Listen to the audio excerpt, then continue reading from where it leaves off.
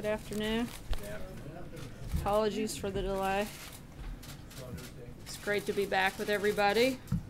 Certainly miss seeing most of you who weren't on the road. Most of you. I gave myself a little wiggle room there. The President's historic 5-country trip to Asia was an incredible success. He rallied the world against the menace of North Korea, strengthened our alliances, and showed our commitment to a free and open Indo-Pacific region, and took a stand for fair and reciprocal trade. As a result of the trip, American families will be safer and more secure, and American workers and companies are one step closer to competing on the level playing field they deserve. Speaking of leveling the playing field for our workers and businesses, the President applauds the House for passing the Tax Cut and Jobs Act, a massive step toward fulfilling our promise to deliver historic tax cuts for the American people by the end of the year. We are encouraged that the House and Senate continue to work together to deliver what the President asked them to do: allow hardworking middle-class families to keep more of their hard-earned money and empower our companies and workers to dominate their global competition. The Senate Finance Committee is also making progress on its companion bill and will soon advance it to the floor for a vote. A simple, fair, and competitive tax code will be our rocket fuel for our economy, and it's within our reach. We'll bring back jobs, we'll bring back our wealth, and as the President has said many times, we will bring back our great American dreams. Now is the time to deliver, and we fully expect the Senate to follow the House's suit. And with that, I'll take your questions. Cecilia. Thank you, Sarah. Two questions, two topics, if I may. Does the President believe Roy Moore's accusers, and does he think Roy Moore should drop out of this race? Look, the President believes that these allegations are very troubling and should be taken seriously, and he thinks that the people of Alabama should make the decision on who their next senator should be. So that's a no, he thinks Roy Moore should stay in? Look, the President said in his statement earlier this week that if the allegations are true, then that Roy Moore should step aside. He still firmly believes that. Major. How would the President like to see that truth proven? Look, I'm not going to get into and litigate back and forth, but the President's been clear that if any of these allegations are true, allegations that he takes very seriously, finds very troubling, if those do happen to be true, then he should do the right thing and step aside. Does the President believe the accusations themselves, that is to say the women themselves and their own credibility, can be established outside of them making these allegations? What's the mechanism by which the President would be satisfied that the allegations are true?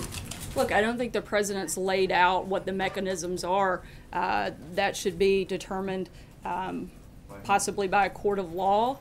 But that's also something in a decision that the people of Alabama need to make, not the President, whether or not they want Roy Moore to support them in the Senate. Sarah, Ivanka Trump says that she has no reason not to believe the women who come forward. Does the President disagree with her position? Look, the President's not disagreeing with anybody. He's saying that he finds the allegations to be extremely troubling. He doesn't know any more than you do on this fact, other than that these are something that should be taken very seriously, and that the people of Alabama should be the ones to make the decision on whether or not to support Roy Moore. Matthew. Thank you, Sarah. Having the information that we have and the information that the people of Alabama have, would President Trump vote for Roy Moore? The President's not a voter in Alabama, so I know he's not, but he endorses candidates all the times and states that he's not a voter, and he says, I would vote for this person or I wouldn't. Would he vote for Roy Moore? I haven't asked him if he would vote for Roy Moore. Would you get back to us on that? John? Thank you, Sarah. A number of Republican senators have pulled their endorsement for Roy Moore. They've urged him to step aside. Senator Shelby said he wouldn't even vote for him. He would write someone in on the ballot. Senator Cruz has pulled his endorsement. The President is not only President of the United States, Commander-in-Chief, he's also leader of the Republican Party. Why won't he weigh in on this? Why won't he take the same type of strong position that these other Republican senators have taken on Roy Moore? Look, the President supported the decision by the RNC to withdraw resources from this race, but feels it's up to the people of Alabama to make the decision. I don't have anything further to add on that front. James. Thank you, Sarah. I don't mean by asking about this to suggest it's necessarily the most important thing facing the country right now, but it happens to be my story assignment for the day. You say that the President finds these allegations against Mr. Moore, Judge Moore, to be very troubling, extremely troubling, etc. As we all know, the President faced a number of similar allegations, or somewhat similar allegations, during the course of the campaign, and he vigorously denied them. But I wonder what you would assert to be the difference between the two situations, such that on the face of things, we should find one set of allegations very troubling, and on the other, we shouldn't pay attention to them at all, or we should totally disbelieve them. Well, I think the president has certainly a lot more insight into what he personally did or didn't do, and he spoke out about that directly during the campaign, and I don't have anything further to add beyond that. Jeff? Sure, I'd like to ask you about two other topics.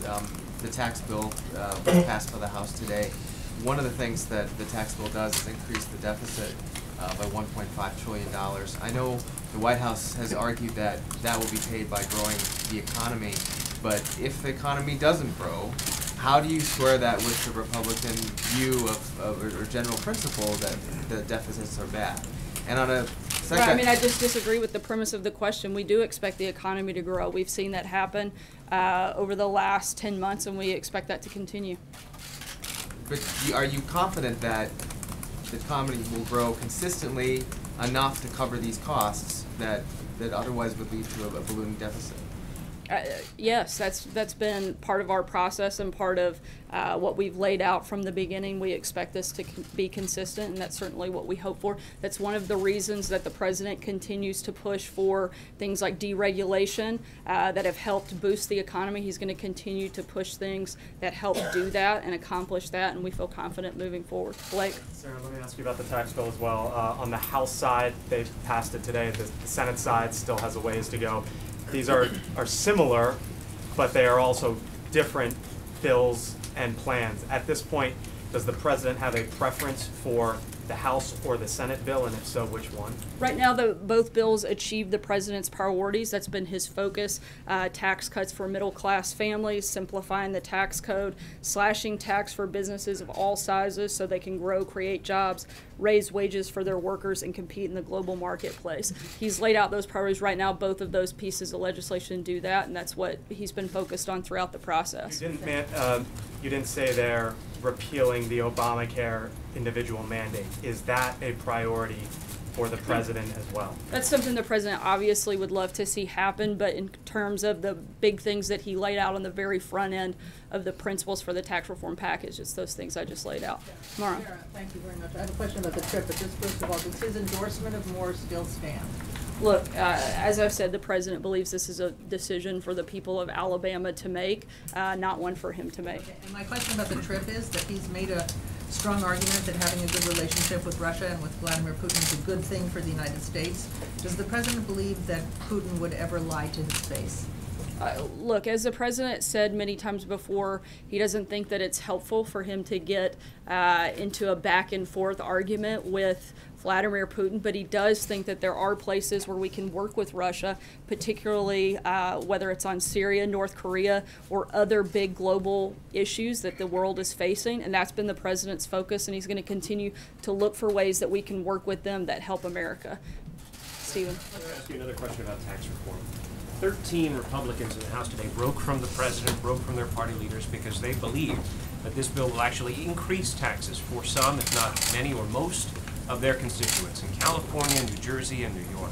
Those 13 members represent millions of people who, in theory, voted for the president believing that he would lower their taxes. So what does the president say to those people, and how is this whole tax reform endeavor for them not a bait and switch? Look, the president's still incredibly focused. He's laid out his priorities of making sure that this tax plan helps those in the middle class, and that's exactly what it does. That's the focus of both pieces of legislation in the House and the Senate. Jim?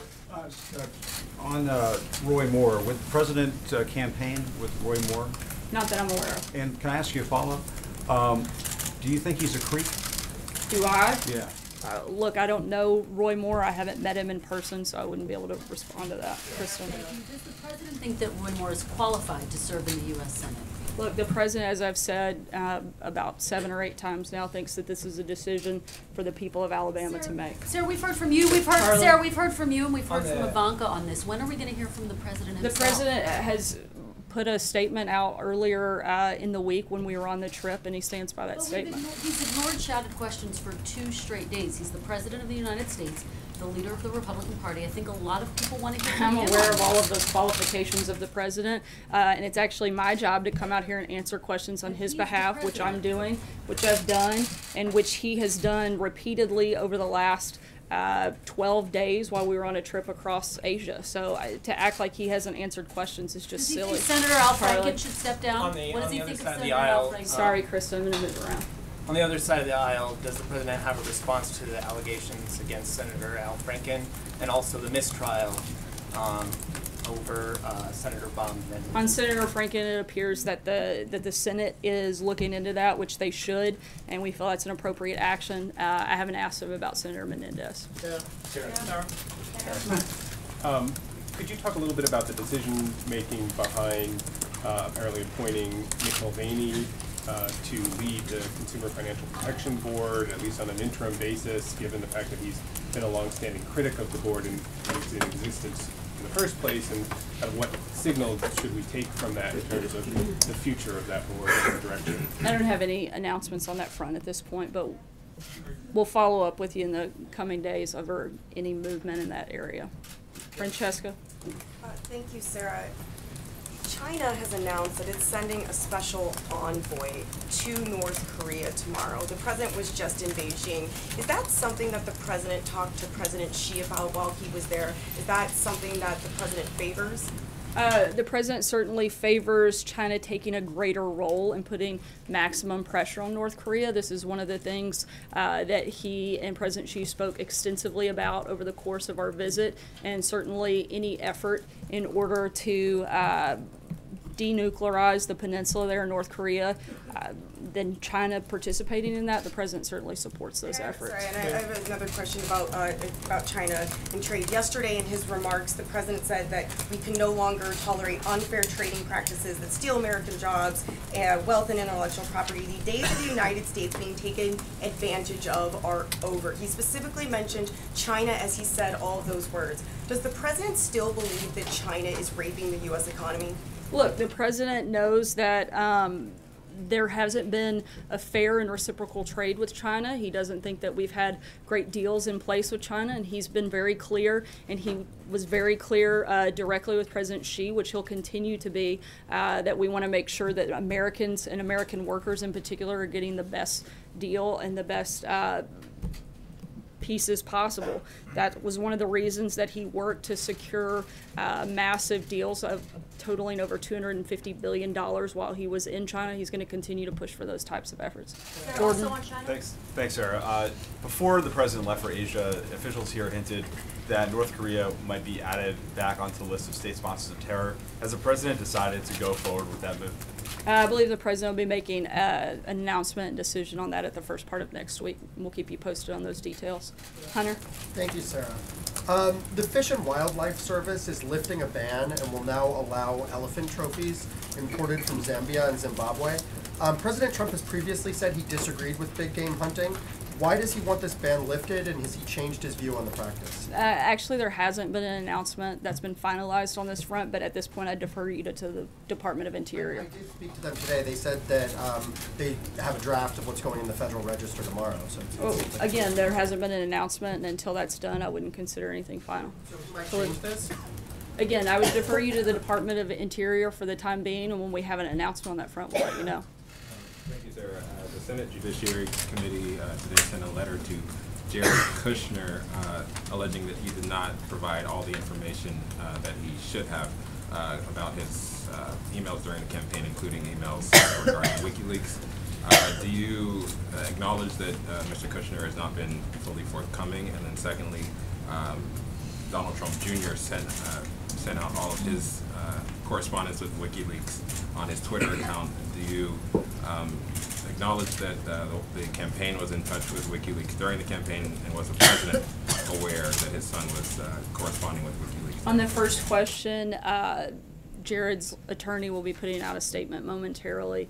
If that hasn't happened yet, it'll probably happen here within the next half hour or so, so I would refer you to that. In terms of any other questions dealing with the campaign, I'd refer you to the campaign. Deborah? Thank you, Sarah. After the House passed the GOP health care law, you had a celebration in the Rose Garden. I'm assuming there's not going to be a celebration today about the tax bill. What are you doing differently this time around? Look, the president was on the Hill earlier today to praise and rally support for the vote. He's very engaged in this process. We're going to continue to be, and we're looking forward to seeing the same results come out of the Senate when they pass a bill and signing historic tax cuts and tax reform by the end of the year. Noah? Yes, you talked about the tax bill in terms of fulfilling the promise to middle-class people that the president made during the campaign and afterward. Why does the president support a bill, though, where the individual tax rates will, the cuts will expire at the end of 2025, but the corporate rates will never expire, going down from 35 to 20? Look, the president laid out his principles. That's what we've said all along. We're counting on the House and Senate to actually put in the details of that legislation that reflect the priorities that the president laid out. We're going to continue letting this bill work through the process, and right now we think it's in a really good place, and we're going to keep pushing forward for progress. Do you think that's a fair bill, to have that one provision expire and the other not? Again, the president has made clear what his priorities for this legislation are, and we're going to continue to stay focused on those. What is Jessica? the priority on that count? One of the other things that happened in China right after the president left was that this announcement about more foreign ownership in the financial sector in China was announced, but it was announced after the president left. I wonder if that came up in the conversations between the presidents and if that was part of any ongoing conversations or deals that were reached during the visit or before the visit. I'm not sure if that specific thing came up. I'd have to check and get back to you. The Chinese Foreign Ministry has taken issue today with the president's statement yesterday that he and President Xi agreed that there would be no freeze for freeze proposal regarding North Korea. What is your understanding or the president's understanding of what he and Xi agreed about that, and does the president stand by that statement yesterday?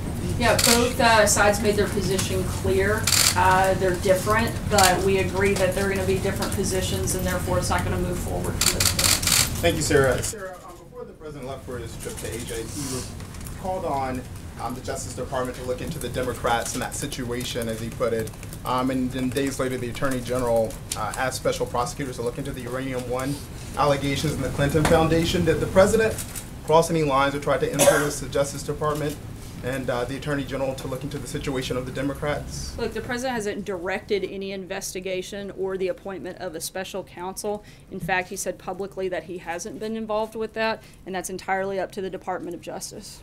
Brian. Thank you very much. Going back to Russia just a bit, when he said that he spoke with Putin and he believed that Putin meant what he said, in other words, there was no collusion with the government. He actually said he believed that Putin believed what he said, and that he wasn't going to get into an argument with him over that when they had bigger things like North Korea, like the issues in Syria that they needed to deal with and work together on. Okay, so the question being, he's always maintained that it was the Democrats who colluded with Russia. Is he saying that Putin exonerated the Democrats? Look, the president still firmly believes that there was collusion with the Democrats during this election process, but again, he's not going to get into the back and forth with a world leader that he needs to work with and wants to work with in order to deal with some of the big and serious things that are facing our country right now. Quick follow-up. Sorry, Brian, I'm going to move ahead. Sarah, as a New Yorker, is President Trump concerned that the potential tax increases for hardworking New Yorkers who can no longer deduct state and local taxes might cause an exodus from New York,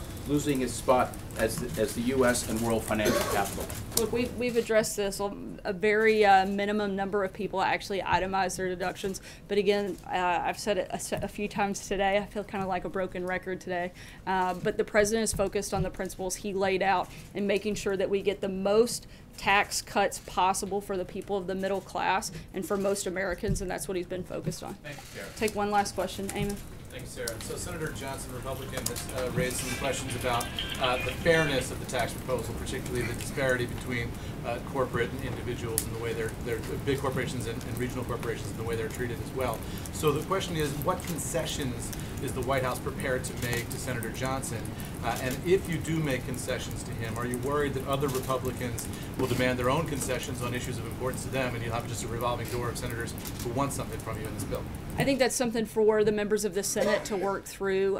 Certainly not something the president is getting into necessarily the back and forth of that conversation at this point in time.